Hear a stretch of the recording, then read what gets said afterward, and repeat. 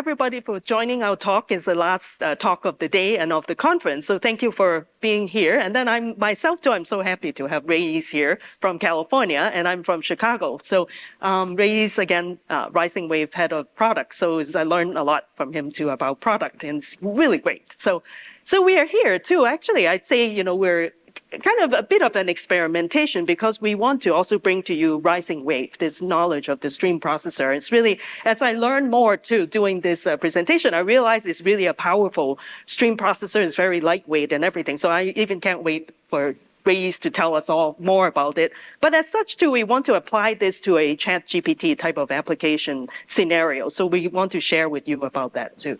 So that's that. So with that, this is the agenda that we have for today. We're just going to have quick introduction and then some very quick introduction as well to like ChatGPT and Gen AI.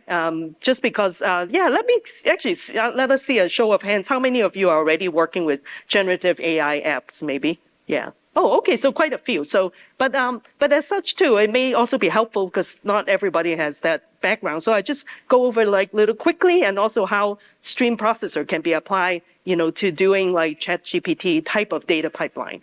And then Rayees will give us the RisingWave, kind of a good intro. I'm waiting for that. And then I myself too then will talk about, in ChatGPT scenario, very often we do rely on storage. So other than doing in memory, you can also kind of use a vector database, for example. So in this case too, we're using Postgres, the vector extension called PgVector.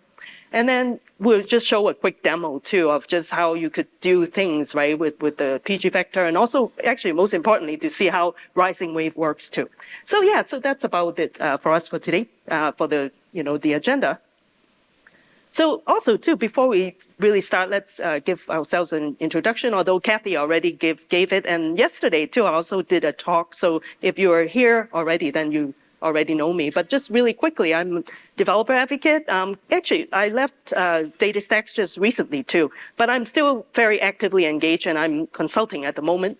I'm also Chicago Java Users Group president, as well as the Java champion and all these things. And I've been always been very interested in emerging type of technologies and playing around with it. So, and I'll be sharing with you my contact information towards the end of this presentation, as well as Rayees too.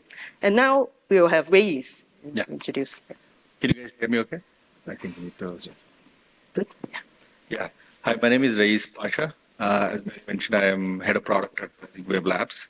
RisingWave Labs is a company behind RisingWave open source streaming database. A little bit of my background. I've been around databases all my professional life, around a couple of decades. I started out as a software engineer working on database optimizer at HP. And then I moved over to product management roles at different companies. So in some ways, I've seen the evolution of databases, starting from traditional relational databases to NoSQL, Hadoop, Graph.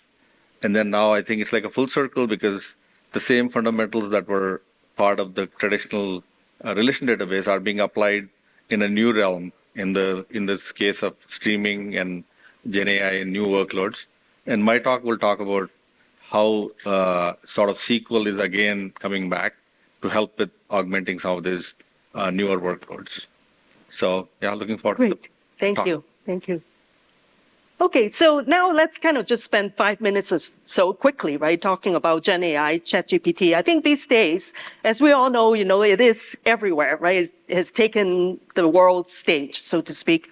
But as such too, there's like a lot more to it too. There's all the hype, but there's also a lot of the, possibility with it, all of the work that's going on. And it's really exciting. And I do believe too, there's still a lot of work to be done. As such, it's only, we're at the tip of the iceberg, so to speak. And so much yet to be discovered. And when Rayees and I kind of talk about doing a talk, I was really excited because it's about how do you kind of introduce stream processing into this space. And to me, I think it's very relevant to be using stream processing type of techniques because of its efficient nature, right? That taking that kind of approach. But first of all, let's kind of understand too then ChatGPT, some of the terminologies. So it actually is really about automation if you think about it. I think it's computers is just all about automation.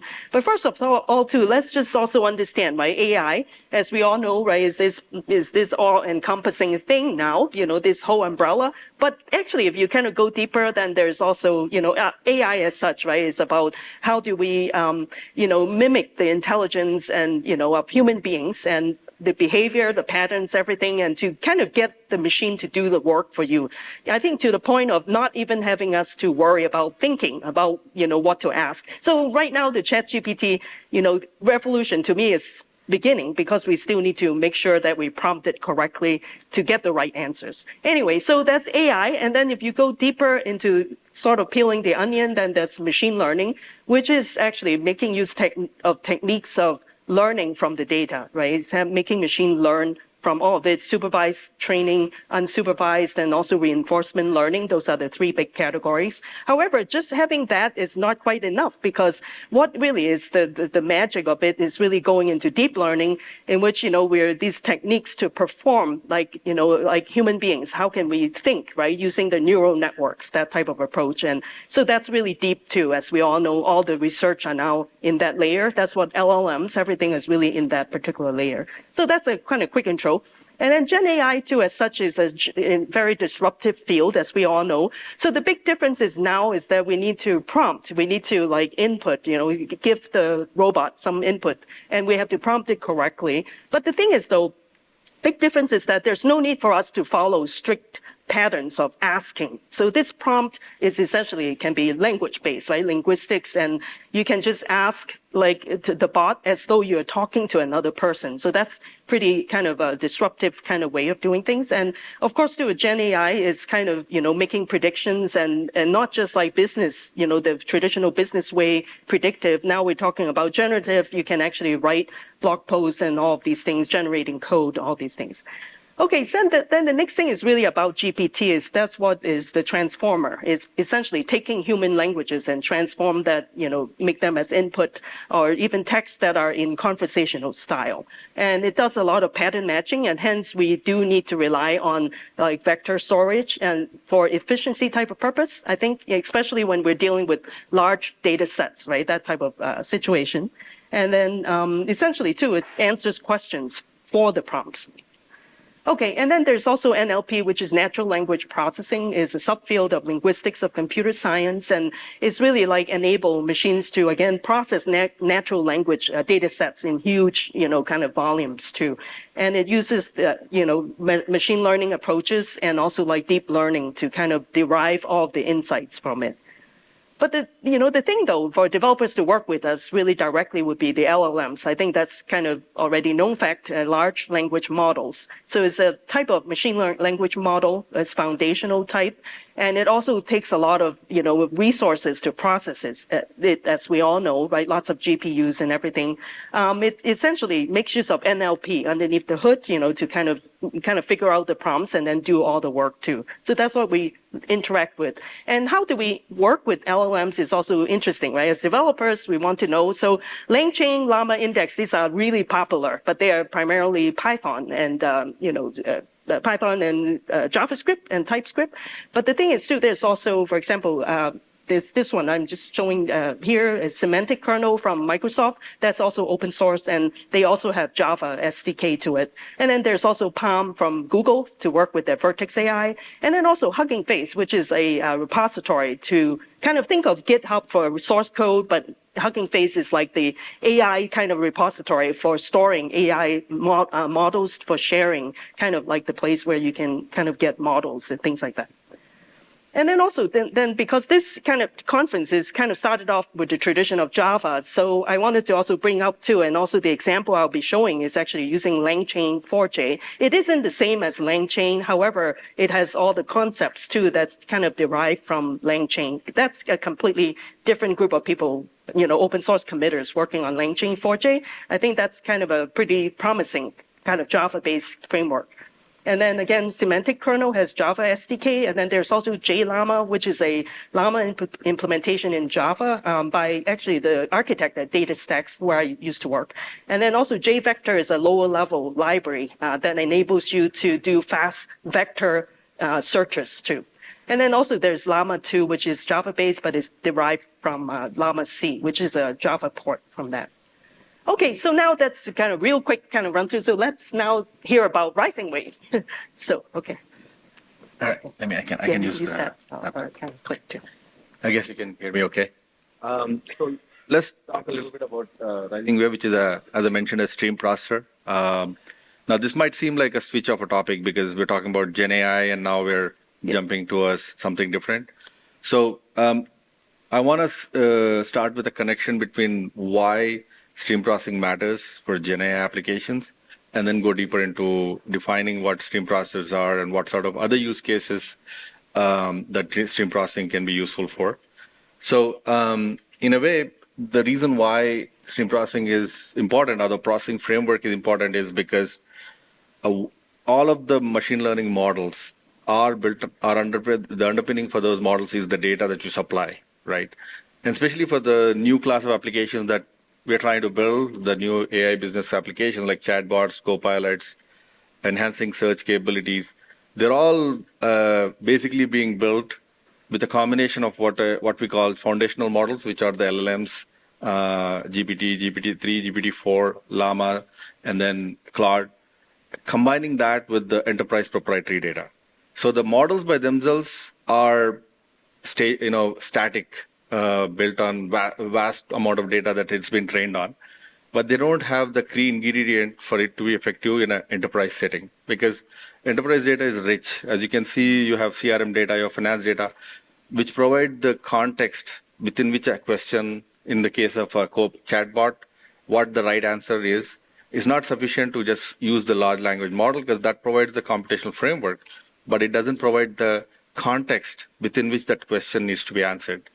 And that's the challenge we're trying to solve by combining these two. And a popular framework is RAG, which is retrieval augmented generation. And we see that that has taken on a lot of hype, but there's also some serious challenges even if you use RAG. And one of them is that the foundational models by design are based on bounded data, right? For example, GPT-4 itself is based on 2023 data, GPT-3 is 2022 data. So you almost have a whole most recent data, which happens to be the most valuable, is missing. So how do we address that? That's one challenge. The second thing is you miss the context, as I said. How do you add this private data, enterprise proprietary data, which is obviously not in the public domain? How do you add that? How do you provide a way to ingest and then provide the context to have more insightful answers? And then the last part is with LLM models, the precision is not actually the objective, right? Your answers are more approximate because there may be missing data, there may be incorrect data. There could be famous hallucinations of answers not being correct, right? So all of those are acceptable when you're using in a consumer space where you're trying to get an answer. It's like search. When you search for a search query, your expectations are different from having to go to a bank and find the balance of your account. It cannot be approximate. It has to be precise. So that level of precision, if you want to bring to the enterprise world when using language models, you need a different way of building these. And that's where the streaming databases come into picture. And that's what we call, like now is a new category that's kind of emerging called real-time RAG with a streaming database. And it's the same, if you see the picture, it's the same model where you have LLM, you have a prompt, and you're in a RAG framework, the prompt goes and then you're trying to augment that with some context information, and then the answer goes back to the user. But how it's different with respect to a streaming database and how it's more efficient to use a streaming database to hold the context is is described in the 5-6 steps that are there. Right. Let's address that in the context of the challenges we saw. Right. The first challenge is it's bounded data, which means you don't have the most recent data. How do you address that? That you address by making sure you have data collection mechanism to to bring in all of the clickstream data, all of the most recent data, as well as data that's in your upstream operational databases in a real-time fashion. And streaming databases provide that out of the box. Like you, through CDC connectors, through message queue integration, you can bring in the latest data almost in real time. So that solves your bounded nature of challenge. The second thing is the how you can make sure that the data that you are, augmenting your RAG is cleansed and transformed, right? That you have ways to easily enrich the data through joins, through aggregations, through transformations.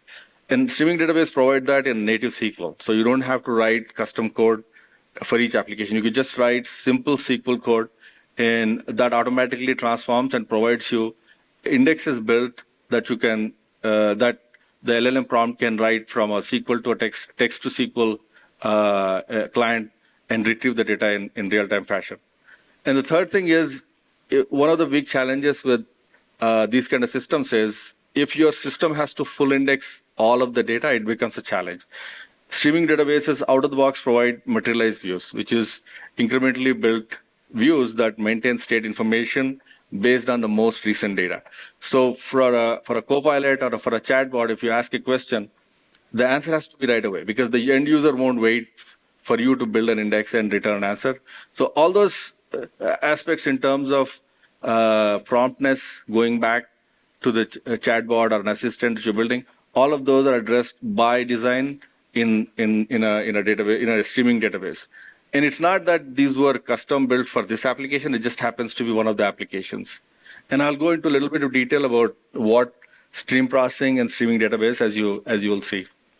So for those who are new to stream processing, this is basically, it's another way of processing data as opposed to batch, where the processing is determined by time. In this case, it's a continuously flowing data that's coming in. And stream processing basically analyzes data on an ongoing basis through a processing engine. Think of it like Flink and some of the popular stream processing engines that process the data in real time.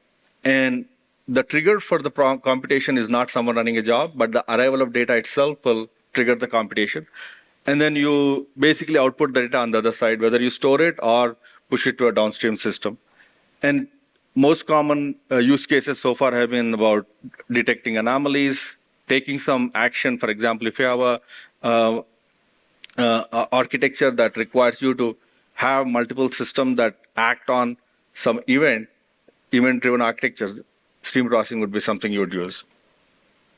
So what are the typical, why would you use stream processing? Right? There's two separate use case categories. And because stream processing has two components, streaming databases. One is the computation part and the other is the serving part, right? So if all you want to do is do transformations in a real-time fashion, then that's the first category, which is the streaming ETL, where basically you have disparate data from different sources bringing in, you're joining, you're doing transformations, and all you use is compute in that sense. And then you stick it into a downstream data warehouse or a database system for you to retrieve data. The second class is more full-fledged analytics system, and which is where the power of streaming database come, because you're not only doing the transformations, but you're storing the data and you're using the full-fledged functionality of and using the database as a serving store. So now that brings to RisingWave. RisingWave is what I call a streaming database. So we are a distributed SQL streaming database, which means basically by design, the architecture is distributed. It scales out horizontally. And SQL is the API we use it's a pure ANSI SQL standard. And it's purpose-built for processing streaming data, which means it's not a bolt-on implementation where we took another database and then try to provide some API on top. It's from the ground up. Everything is built for native stream processing. And then it was open source under Apache 2 license in 2022. And we have a thriving community. We have about 6,000 plus GitHub stars, a Slack community. And then deployments-wise, we are all Kubernetes containers. So we have about 150K Kubernetes deployments across the world. Excuse me. In terms of the market focus, right, I wanted to, because there's like literally hundreds of databases in the market. So what's so unique about RisingWave, right? So the way we position RisingWave is it's an emerging category.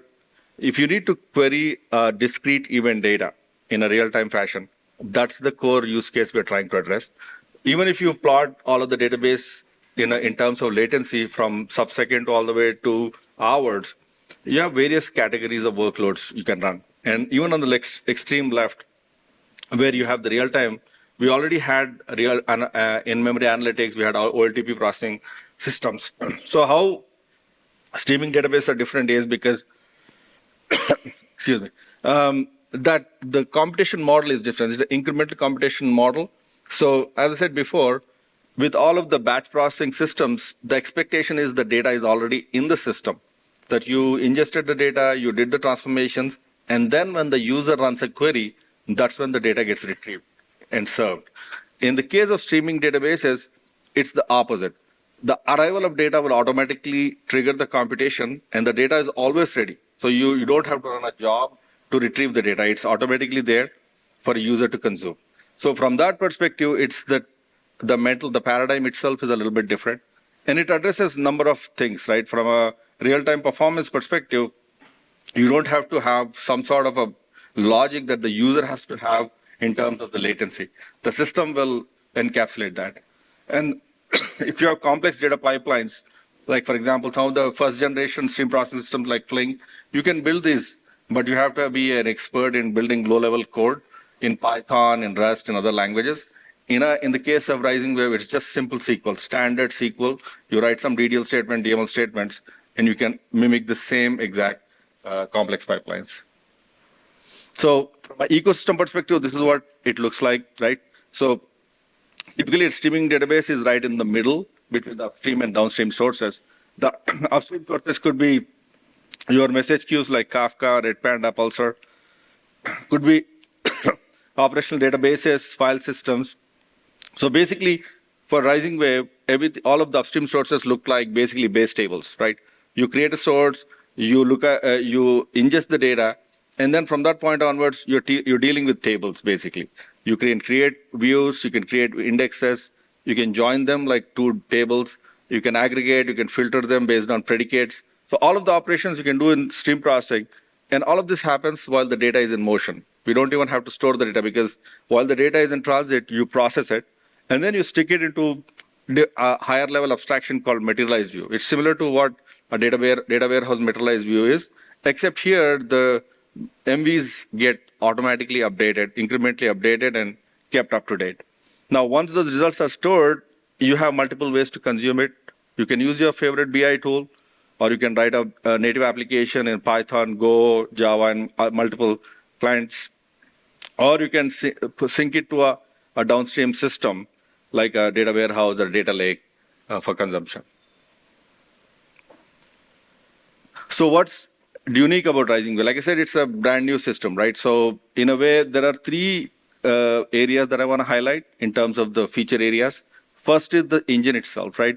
This is a native streaming engine that was built for speed and efficiency. We used Rust for the performance boost that we need to get.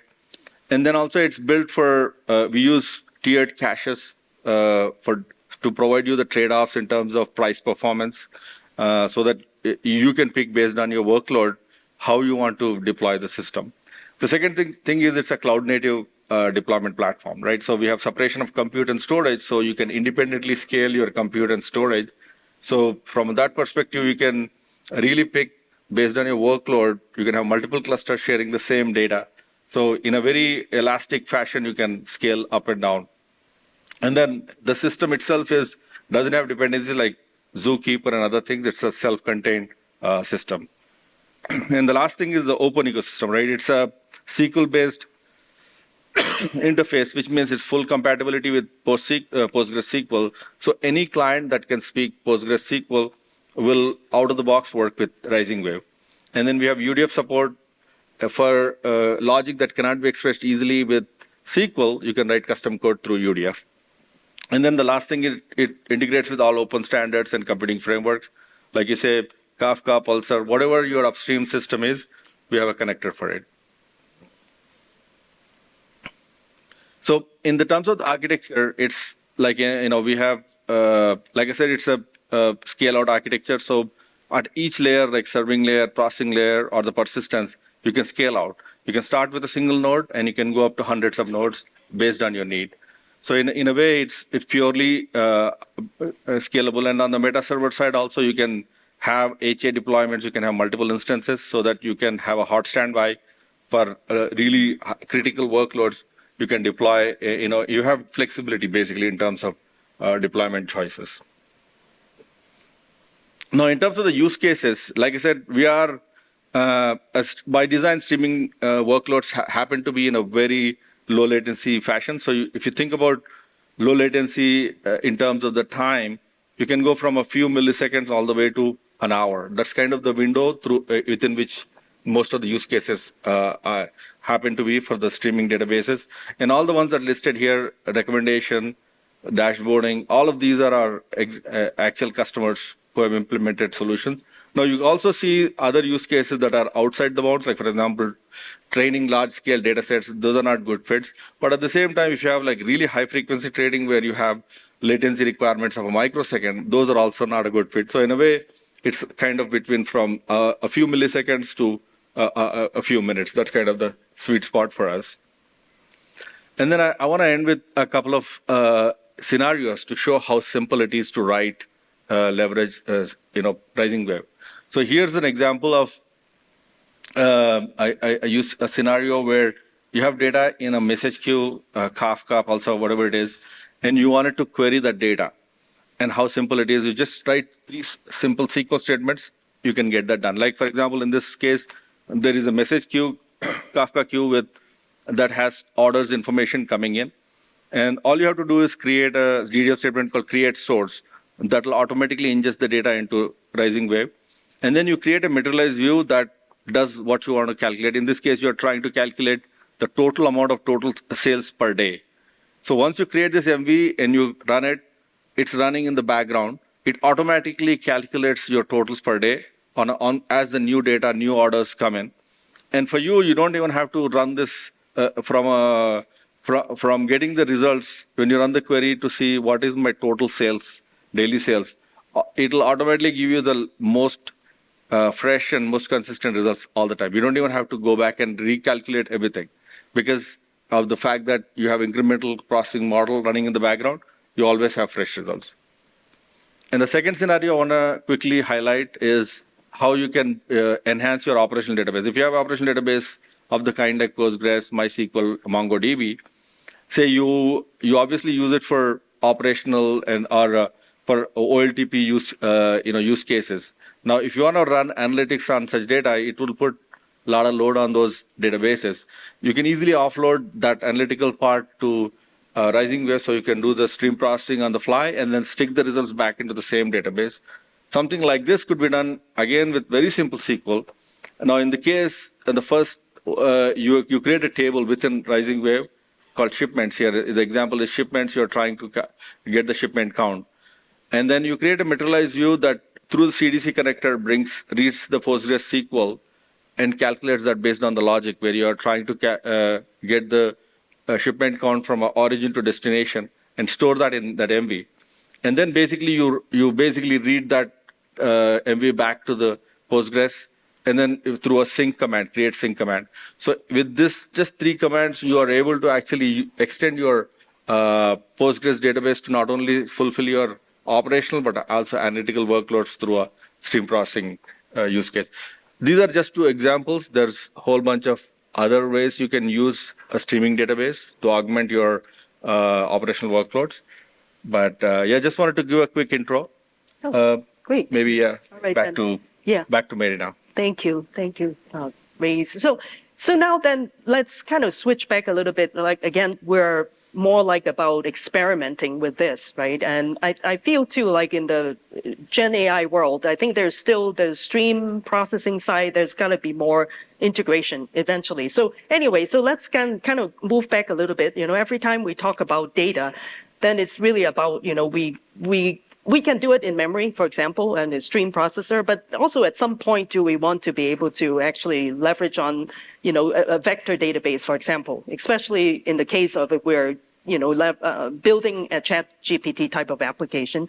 And again, you can see how efficient it is, like using RisingWave to capture certain kind of data. So let's kind of, before I go into the next example, let's kind of take a look to understand vector database a little bit. And in this case, we're going to focus on PgVector because it's kind of RisingWave is kind of naturally is integrated well with Postgres. So, okay, so very quickly too, to kind of describe vector database, right? So it is a purpose-built database that serves up vector data type, right? Vector data type is, as we all know, is kind of support like multi-dimensional kind of data that's catered for ChatGPT type of generative AI type of application, because we need to support it to do like approximate type of approximate nearest neighbor type of kind of what you call like a query, right? And in that case, a search, right? This is called similarity searches. And so it relies on vector embeddings. And so these embeddings essentially too, they are, just think of some data you come in and you need to translate them and convert them into numerical representations.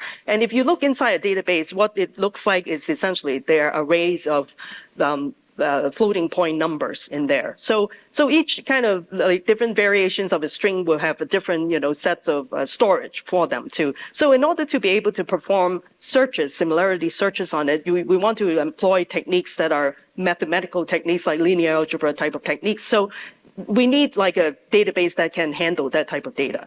So that's what it is, like vector database. And also too, with PgVector as such, it is open source Postgres, and it's a vector implementation that's an extension to Postgres too.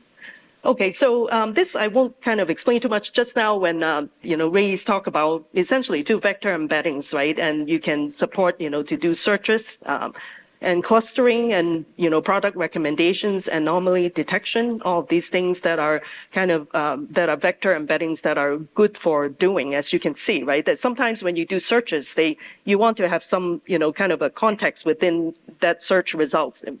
How do you build context like that? So. Okay, that's that. And just really kind of quickly to explain a little more, but maybe won't kind of spend too much time, is the vector embedding kind of concepts, right? Essentially, too, we want to be able to do searches on these data, and these data are expressed in terms of vector. So they are represented by, an array of numbers. But if you kind of have to visualize it, it's basically two-dimensional. These are normalized vectors, and how they kind of being represented in this kind of a diagram would be, the different points on this two-dimensional way of representing. And again, to use the techniques to kind of do searches will be essentially using like approximate nearest neighbor. But actually, PgVector as such too, it's not approximate, but it is a kind of a close kind of a vector search to it, which is slightly different than the approximate side. But just wanted to kind of point out to you, different vector database have different kind of implementation to it too. So it's essentially, too, it captures the essence of a word or a block of text within its context, and that's what it is. And these dimensions, how they get created is when you are using, their, different, if we kind of tie it back to programming, it will be like, say, LLMs, we have the embedding storage, and how do you do the translation? When it gets translated, that's what it looks like on a two-dimensional graph. Okay, so this one, I won't kind of get into all the details, but again, just pointing out too, there are also other databases. There are a lot of them available, but I want to also say Postgres too is actually quite efficient as such, is a popular open source database. It already has a vector extension to it. So, all right. So this one I won't kind of describe too much, but like really traditional database, if you have to deal with that level of searches, it may not be ideal, for like multi-dimensional search. Traditional database more handle like scalar data type better. So. Okay, so this is kind of a typical pipeline, right, that can bring data to the vector database, right? We read data from a source, so as you can see, if, making use of a RisingWave type of stream processor, and it already has kind of built-in that's, it triggers, right, the data. It's being triggered, maybe you are connected to a Kafka topic or some website or S3 buckets like that. And then you want to then process the data and extract the text to vectorize it, split the text into chunks. All of these things are basically you can leverage on like LangChain, like library to help you to do that kind of stuff and compute vector embeddings and then write the chunks to the store to store the data as such. Okay, so now then we kind of move on to the, I think, yeah, because of time, to let me move on to the next part, which is experimenting with a ChatGPT, right, data pipeline, and as such, we're kind of talk about the AI type of scenario. This one is, again, just kind of quickly described, right, in a GPT type of applications, and there's the training phase, and then it relies on LLMs in order to allow you to do inference, which is to apply the LLMs and to, when you supply input to it through prompts, and then you can do the chat completion. And so in this case, we're kind of looking at, RisingWave can actually help with kind of doing, looking at ChatGPT apps is more like, distinct kind of modules to allow you to have data to flow through the pipeline. So RisingWave in this particular case could be used as kind of constructing a prompt, right? So this particular case too is that just a high level description of this data flow of the sample that we're going to be showing. Essentially, too, this app too is an application already built, like using RisingWave, and it's just we're mimicking a Twitter feed that's essentially, the feed will deposit all the data to a Kafka topic, and then essentially it's running in a Docker container in this case, and then from there, we can then you will see that it can be efficiently just using SQL. Especially a lot of us probably are all quite familiar with SQL. You can just use SQL to kind of search for the top number of hashtag in a particular case, right? For the data for this feed. And then from there, we can then construct the chat and then essentially to send this send this prompt to a LLM to kind of help us to do, searches. And in this case, it's kind of just we're simulating a RAG scenario in which, we can actually do the data and we load the data into the PgVector database and then basically then do retrieval, doing the embedding like searches on matches too. So that's kind of a very simple kind of scenario that we have experimented with. And this one too is just kind of describe more of a, kind of a architectural kind of look, right, of a RAG type of application. And as you can see, right, it can get more complicated, but in our case, this example is just very basic kind of scenario, but we do want to highlight also RisingWave's kind of the responsibility or you can use in this kind of a scenario too. So essentially too, then in this case, we want to rely on a database to help with, kind of supplying data for the context as well as storing the embeddings and then allowing you to do queries too. Okay, so let me then go to actually at this point I should have put the demo, but that's what we're going to do now. Again, it's just quite kind of basic scenario. Hold on a sec. Okay, here we go. So let me kind of make sure it's big enough, the fonts. Okay, so as such, I also wanted to share with you actually on our slides too. Whoops, I'll go back here. Yeah, actually this one. So essentially too, we're just going to step through this scenario using this example as the second one in here, RisingWave fast X events essentially is the Twitter feed example used for this presentation is right here.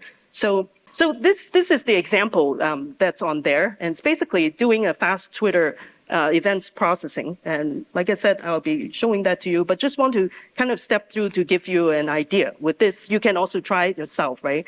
And essentially, too, we want to launch this. It's already in Docker, the container, and you can also clone this repository, and then go there, and essentially it's ready. So you can actually do a Docker compose up and then start it too. And then you can then start to query. But I wanted to kind of quickly show it to you, the steps that already been set up, right? We want to connect RisingWave to the data streams in here.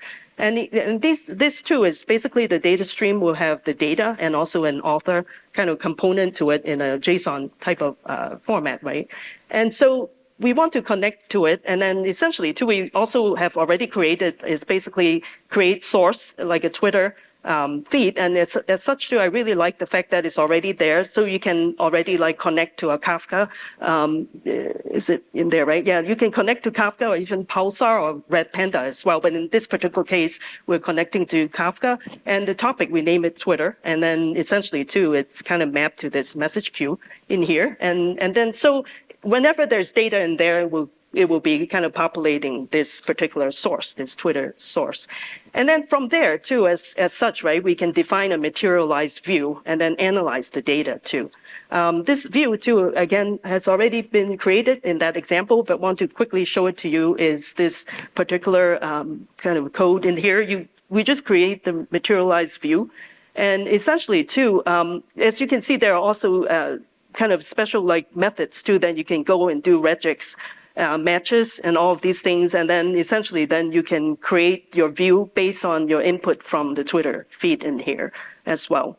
And then over here, too, yeah, as you can see, everything, the API is really efficient in terms of you not even have to set up any external program to do it. You can just use SQL to kind of handle the stream as the data comes in. And then from there, too, with this materialized view, you can then query the result from it too. So this is just an example, on this page. But let's kind of take a look at that, the actual when I'm going to do this, example right here live. And let me see. Sorry. Sometimes I have too many things, and then yeah. Okay, so from here you can see. Okay, right. Okay, so I think I already have it up. So you can then connect to this Docker container using pSQL to it, the SQL client interface, and then give it, all of these are already mapped correctly. Inside, the file, the YAML file already defines all these, settings. If you're familiar, especially with working with Docker containers, all of these. So you can just connect, and then you can see, okay, right? Is it a little too small? Yeah, okay, here we go. So over here too, we can kind of take a look into here too. Hot hashtags is what the materialized view is called. So you can then just select, star from this table, and you want to then order the occurrences of the tags that are coming in that you are capturing, and then order them by descending order, and we only want the top 10. So this is how we do it. And as you can see over here, I already started running this on the 24th, so it's been running 2 days. And as you can see too, this is a simulator. We're simulating the Twitter feed. So it's just the data gets populated within the past few days, and we realize that multi is this particular tag that's kind of got the most, kind of occurrences, that have been searched for in this Twitter feed. So that's what it is. And I do have to admit that right now I just ran out of time to actually do true link, right, to kind of go send the data over to a program. But I do have a separate program that actually will show you how you can actually manually too. In other words, my data pipeline is sort of manual in this sense. But you can then quickly kind of see in here too, this program. I'm actually using PgVector, the example from the LangChain 4J, to kind of do this querying in here. So just a real quick thing to kind of show you too. You can see, okay, right, all right. So here we go, right? Very simple, basic thing in here. We're just connecting to Docker image, is the PgVector, this particular Docker image. And then essentially too is using a test container to kind of help us to do this too. So you just what you need to do is just PgVector embedding store and doing the builder, and then you specify all the host name, all the database, the table name is called test in this case, also the dimensions, and then you then be able to set up this handle, right, the embedding store to your data. And in this particular case too is that I'm just again like hard coding too. It's as strings, we're going to be adding some additional data to this particular case.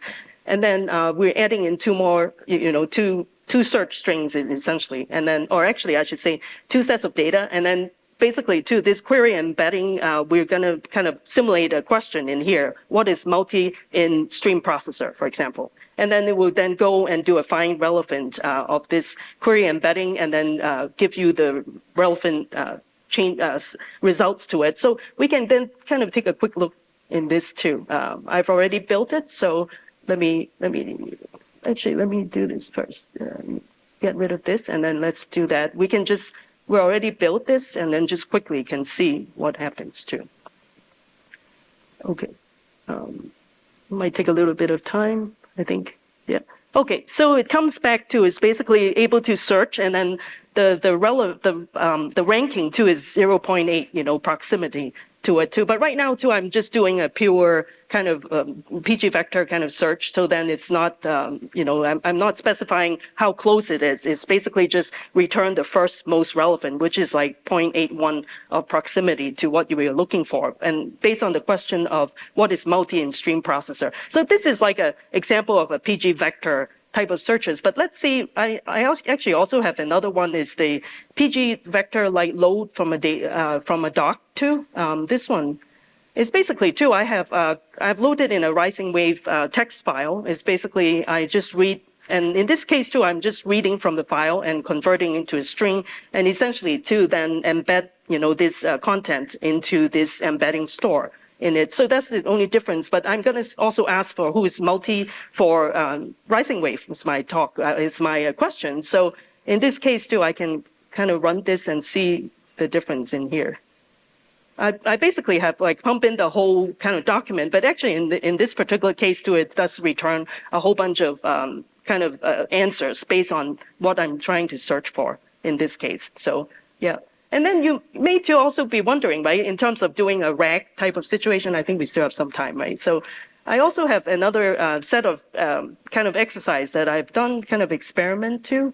Is basically doing what is called like a naive kind of RAG. And this one, again, if you search into LangChain 4J documentation, too, if it's this example about an easy RAG, you just directly search without doing all the splitting, all of these things. But the naive RAG I thought might be kind of useful to see is that it's going to read from from a file and load in your data. So with the same file, too, actually, what I did was, hold on, here. So I basically too have what is called like create an assistant, and then I do a load. I'm loading that document into my,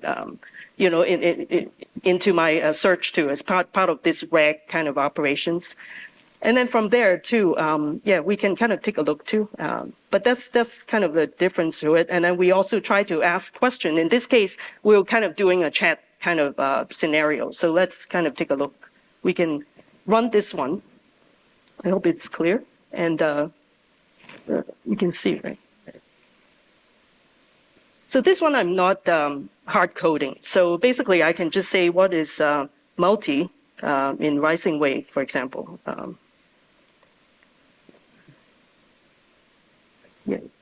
So it says it's retrieving two things. And I have to apologize, I don't have a UI, but we can also see then it's basically coming back is pretty cool too. It's actually able to, this particular case is able to say, multi refers to the ability to process multiple streams of data simultaneously using complex stream processing semantics. Yeah. So, and blah, blah, blah, all of these things, right? It returns like this. So yeah, but again, just wanted to kind of quickly kind of show it to you. And like I said, the next thing I'm trying to do is actually automate it. So then once we get the top hashtag, we should be able to construct the prompt and then send it to this particular RAG and to kind of see the results for you too. So yeah, so I think those are the kind of example that I thought would be maybe helpful to kind of give you an idea. And this is again using LangChain 4J to do it too. It's kind of quickly like that. So yeah, okay. I hope it's helpful. And then I'll go back to the to my presentation. Yeah, right. Yeah. Okay. Okay, I think we're here, this one, and yeah, so that was the example, and this is good time, like 6:30. So just wanting to share with you the resources. If you are interested in this slide deck, it is here, this QR code and also bit.ly link if you're interested. And if you miss it, don't worry about it because you can always follow us, and then we can also share with you too all the information. So yeah. Any questions? Yeah, that's right. And then if you have questions, feel free to ask too in the meantime. Yeah, we'll just share with you a couple more links in here. Okay, and sorry. Okay, I think folks are still looking, right? Okay, I thought there's somebody still taking a picture. But anyway, no problem. So this is, no problem. And, please. Okay, cool. All right. And then the next thing is just about RisingWave. This is the documentation, the link. And then also, again, with that particular Twitter example, too, that I have, if you want to try it out, it's actually quite straightforward to set it up.